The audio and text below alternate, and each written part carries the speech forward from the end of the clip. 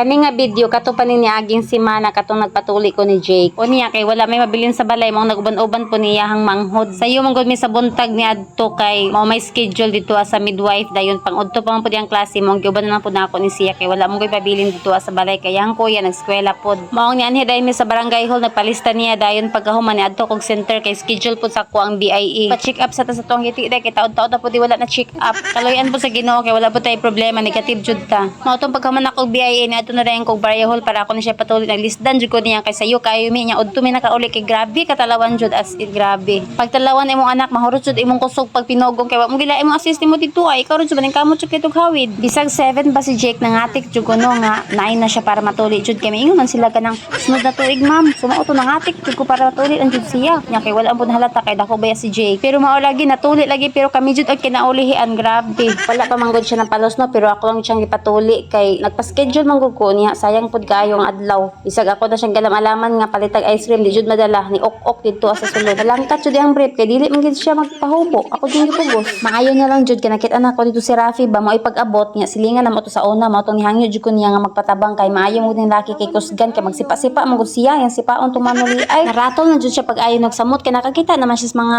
pangtuli dito ang apitin sigit-sigit sa uban kay ano lagi nga patulion pagpalangilangay man di na kay saksi na gid noon siya. Wala jud koy video niya baka tong gituli siya lami ang tagigitulang taon ba kay katawanan kaayo siya kay kini akong ipa-video man gud kay naapil og kahadlok first time man gud niya nakakita nga nagituli unya daghan kaayo sila naglinya unya gipahayang nya gipanggunting-gunting mo nakakita siya mo nahadlok ginon siya dili na gid na siya mo video ay naglagot ginon ko pag-ayo imbis dili siya magituli naapil po siya kahadlok ambot na lang jud mo isi dili jud ka magsilbi mag midwife nurse or doctor kay grabe nimo katalawan maayo na lang jud kinatuli man siya bisag siya may kinaulihan kaysa wala jud siya natuli ba na grabe namang effort dito